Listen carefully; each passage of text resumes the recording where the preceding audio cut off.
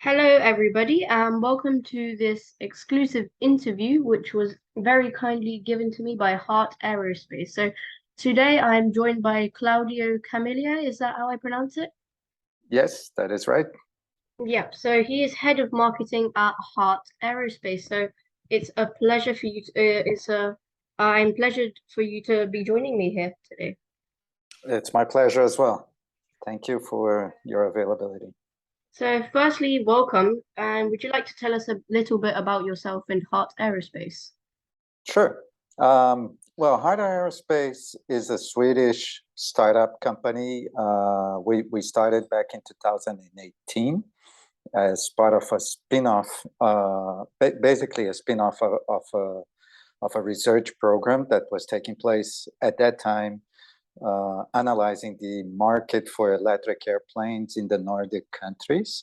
Mm-hmm. Since 2018, the company has grown significantly. We have today over 130 employees.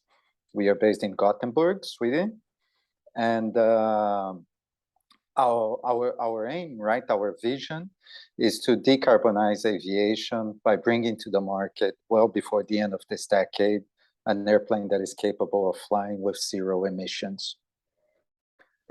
I myself, I'm head of marketing at Heart. Marketing on an OEM, as you might know, we are responsible for airline market analysis, sales engineering, aircraft performance and economic studies, and so on. So these are my responsibilities here at the company. Wow, that's very interesting. So my first question for you today is at Heart's Hangar Day 2022. So that was around a week ago. So you launched your new 30-seat regional electric jet. So that's called the ES30. And this is a significant upgrade from the ES19 that you previously proposed. So can you tell us about the major changes between the two aircraft? Sure.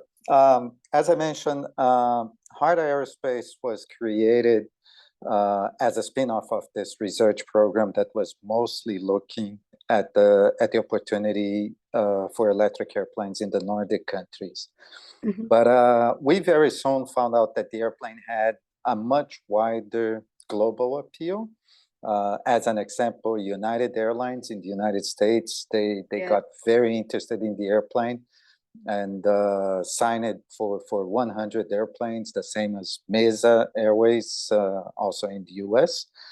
But by discussing with these airlines like United and many others worldwide, we found out that that airplane, the S19 that was targeting the Nordic countries, needed to have some additional capabilities and flexibility to be widely utilized with different airlines across the globe. So we have worked over the past several months on a redesign of the program, right? Basically an evolution of the S19, which resulted in the ES30 aircraft, which is a much more capable airplane for the airlines worldwide. Yeah, so I've been reading, so many of the airlines that initially ordered the ES19, am I right that they've been transferring some of their orders to the ES30 now? That is true. So the airlines that have signed for firm orders on the S19, they have transferred their orders to the S30. We have also added one new airline with firm orders, which is Air Canada.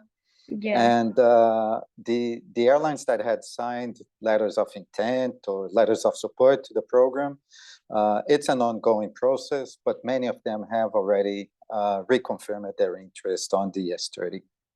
Mm-hmm. So, what prompted a move away from the ES19 and a focus towards the ES30, apart from, like added capabilities? Was like there maybe a need for a more like efficient aircraft? Like, would you say that the ES19 maybe had some focuses for improvement? No, it's a multitude of reasons, but I would say the S19 is as a 19-seater aircraft. It was more of a niche product, addressing a very specific segment of the regional aviation segment. And I mean, although 19-seaters were very popular back in the 1980s and 1990s, today very few major airlines operate airplanes of this size category. And as a 19-seater aircraft, it had a basic interior. It was, I mean, it was a commuter aircraft with, just for you to have an understanding, there was no overhead bins inside the airplane. There was no lavatory. So it was really an airplane for short sectors, commuter flights. And when we looked at the market globally, right, the airlines, they really need an airplane that had a little more passenger comfort or passenger convenience items and more range flexibility. And of course, as every airline is a commercial entity, unit cost is also very important for them. So by increasing the size of the airplane from 19 to 30 seats, we also improve the unit economics significantly. Yeah. So, obviously you have many orders already for the ES30 from major airlines across the world, such as Air Canada. So you got that quite recently, I realized. So where do you think they'll utilize these routes? Because, am I right that Air New Zealand have opted for them as well? No, Air New Zealand, they have signed participation on our airline advisory board. So they will contribute on the design of the airplane, but they have not announced any orders or expressions of interest at this stage. Air Canada joins United Airlines and Mesa Airlines as our firm customers for the airplane. United has an order for 100 airplanes, and Mesa has an order also for 100 airplanes. And we now have Air Canada with an order for 30 airplanes. Canada is a country that has abundance of green electricity. They have a very sustainable footprint in terms of electricity production. So an electric airplane makes a lot of sense there. And there are many city pairs that involve flying to remote locations, even short flights, right? But that do not justify the utilization of a larger aircraft. So that's where we see the S30 fleet being used in Air Canada's network. And if this aircraft was to be utilized in the Nordic regions, which I know that it's probably going to be, I think this would be pretty useful because it's kind of like the Nordic region has a lot of small islands as well, so it's kind of like an island hopping aircraft, isn't it? That's the point. We are giving the airplane the capability, right, to be used on a flexible way by airlines. So it is very good for point-to-point operations like island hopping that you mentioned, but it can also serve as a good airplane for hub feeding for the major airlines. So here in the Nordic countries, we definitely see a lot of opportunities. As I mentioned, that's where the whole project, the whole idea came up. And in our home country here, Sweden, we have letters of intent and letters of support from the two national carriers, which is SAS and Braathens Regional Airlines. So another thing that I wanted to add was that it would be a very useful aircraft for like airline offshoots, like subsidiaries of big airlines, right? Yes. And that's probably, I mean, when we think about the North American market, United Airlines, for instance, it is very likely that the airplane will be operated by one of the regional carriers that provide the regional air services to United. So I know that Mesa Airlines has signed that. So let's talk technical. So what benefits does the ES30 have for the environment? So what gives it an edge over other turboprops, say the Dash 8 Q400 or the ATR 42s that run on jet fuel? Mhm. Well, it's the capability of doing flights with zero operational emissions. So the S30 is an airplane that is capable of flying up to 200 kilometers using only battery power. So this means that from taxi, takeoff, climb, cruise, descent, approach, and landing, there are zero CO2 emissions. So that is really one of the, I mean, the main advantage of the airplane on this effort that airlines have to decarbonize their operations. But more than that, the operating costs of the airplane is also very attractive, because when you look at the price of electricity compared to the price of jet fuel, energy-wise, electricity is much more affordable. It's a much lower operating cost. So with the ES30, we are able to offer to the airlines an airplane that has 30 seats, but has the unit cost that is comparable to a larger turboprop. So this is a very interesting economic proposition to airlines, because they have an airplane that it has significantly lower trip costs, and on their cost per passenger is comparable to the cost of per passenger that a larger airliner has. Yeah. So how quick would the turnaround times for the ES30 be at airports? Because electric charging will be really quick, I suppose. Yes. I mean, being an electric airplane, that is the main difference from a conventional aircraft, or one of the main differences is exactly about the turnaround time and the ground servicing of the airplane. Of course, all other things on the ground, they occur normally, just like in any other airplane. For instance, galley servicing, loading and unloading of luggage. But instead of refueling the airplane requires recharging of the batteries. So there will be different modes of charging for the batteries, but one of the modes is what we call the fast charge mode. And fast charge mode will allow the airlines to turn around the airplane in less than 30 minutes. So that's pretty quick, and that also will reduce delay times at airports. So that's another attractive part of the aircraft, right? It is, yeah. It's part of the whole equation of making an airplane that provides the flexibility and the connectivity that airlines need to use on their networks. Yeah. So recently you announced you opened the world's first commercial electric aircraft industry at Säve Airport. Am I right in saying that?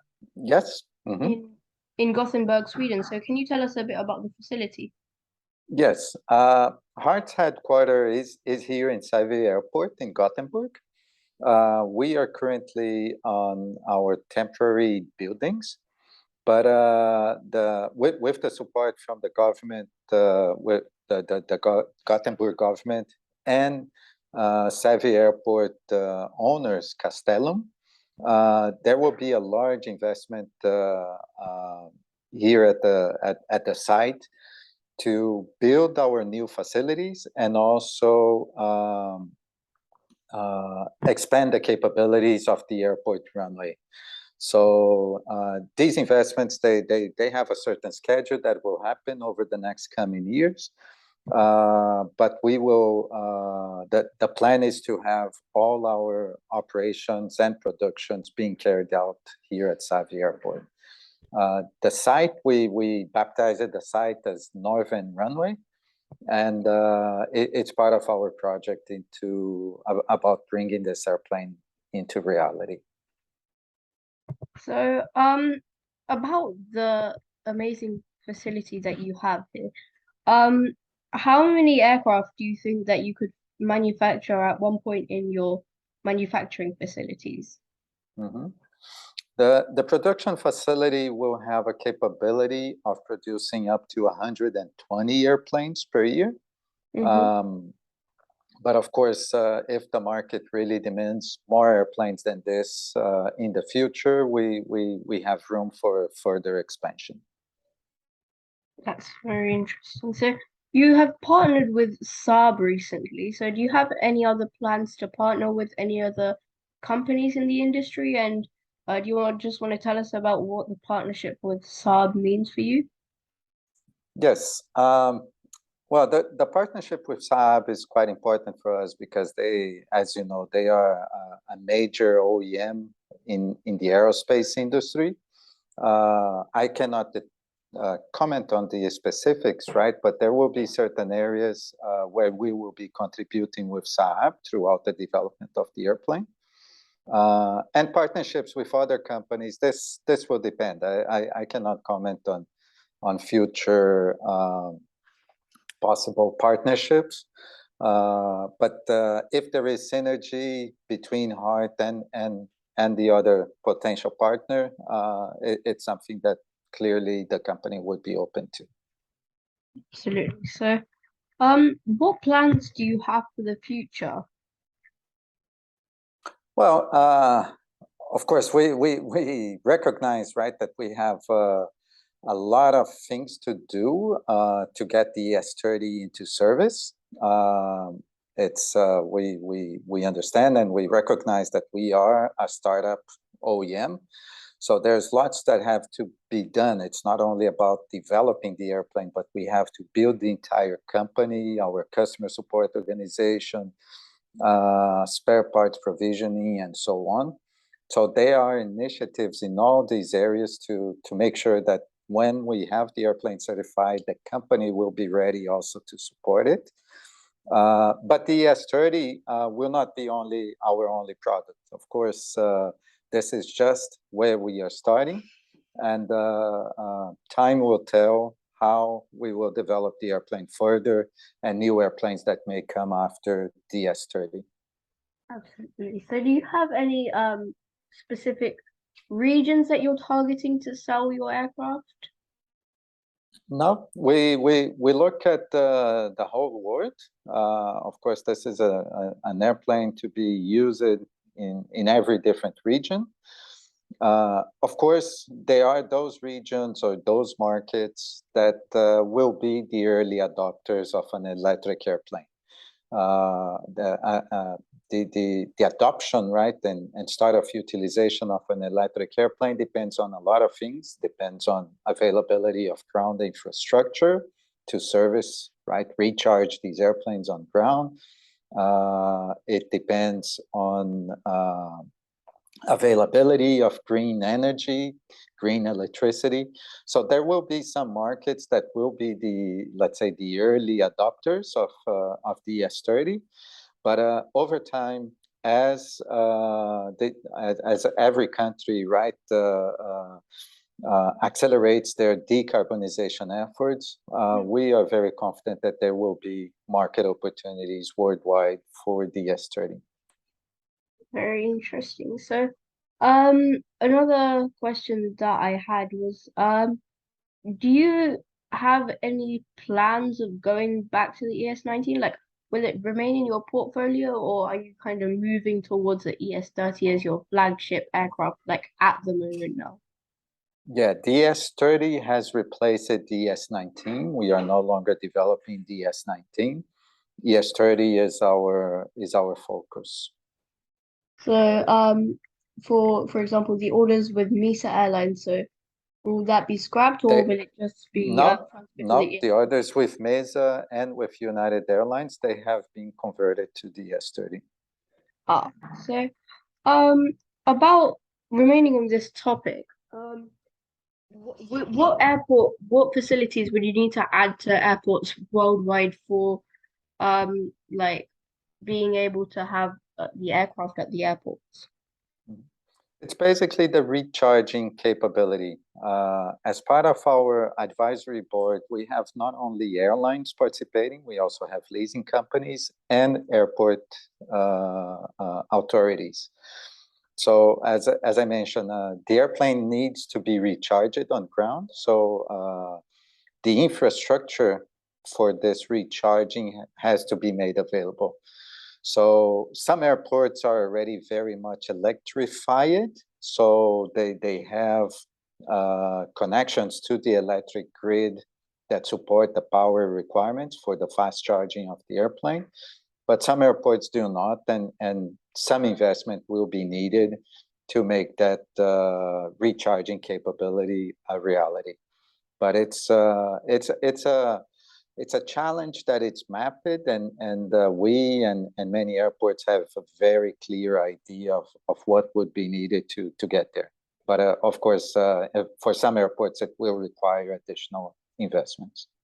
Absolutely. So, I was reading on your website a few days ago about the battery capabilities that will be added over the years. So, could you explain that, please? Sure, that is a very interesting point, because the ES30, we used to say that it is an appreciating asset. Batteries are an expensive part of the airplane. When we go from conventional engines to electric motors, we save a lot in the cost of those engines, and we save a lot on the maintenance cost of engines. On conventional airplanes, engines are one of the most expensive items, if not the most expensive item on an airplane. And likewise, on conventional airplanes, engines, they account for maybe close to 50% of the airplane total maintenance cost. So when we go to an electric airplane and replace those combustion engines for electric motors, we save a lot in terms of the cost of the airplane and in cost of maintenance, because electric motors, they are much more affordable and they have a much lower maintenance cost. However, we add the cost of the batteries. We recognize that the batteries are not cheap, and batteries, they also degrade over time. So airlines will have to replace the batteries from time to time, and that is an expensive maintenance action. But the very interesting thing is that, contrary to conventional airplanes, where over time the maintenance cost of the engines only get higher, batteries, with all the investments that are being done by the different industries to develop more efficient batteries over time will become more efficient, cheaper, and they will last longer. So this means that, for instance, the electric range of the airplane, which today is targeted to be 200 kilometers, as battery technology evolves, that electric range will increase. So by the mid-2030s, we expect maybe an electric range of around 300 kilometers, reaching 400 kilometers by the end of the 2030s, early 2040s. The maintenance cost of those batteries, because those batteries will last longer on the airplane, so the intervals where airlines will have to replace those batteries will be longer, will affect directly the maintenance cost of the aircraft, meaning that the maintenance costs will go down over time. So this is what we say about an appreciating asset. So over time, the airplane only gets better, driven by newer battery technologies that will be implemented on the aircraft.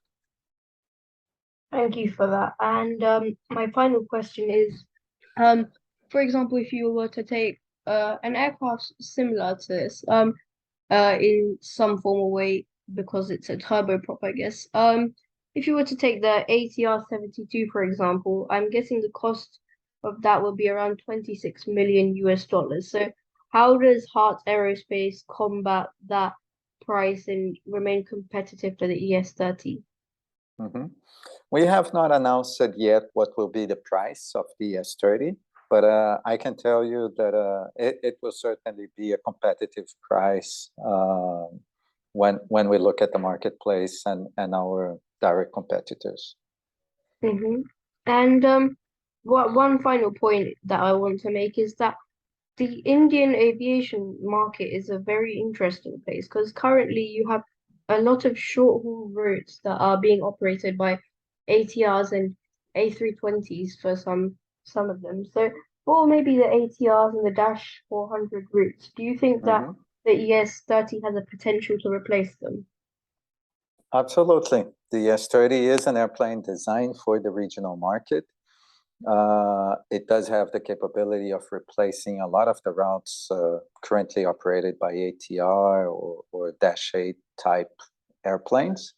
Of course, it really depends on the demand, the passenger demand on that route. If it's a route that requires a larger airplane, like a 70-seater airplane, it doesn't make sense, right? But there are many markets where airlines, they misuse their airplanes. They put larger airplanes on sectors that could be better served by a smaller airplane.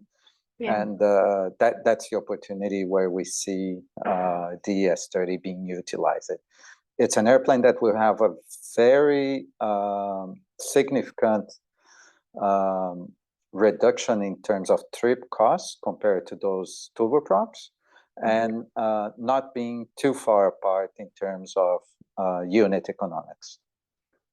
Okay, so thank you so much for your time. The interview was really appreciated, and I want to just give a massive thanks to the company, Heart Aerospace, for making this interview possible. Stay tuned for more interviews with people in the aviation industry. Thank you so much for your time, Claudio. Thank you. It's been my pleasure. All the best. Thank you very much. And it's the end of the interview. So thank you very much, everyone, for watching, and stay tuned. Thank you again.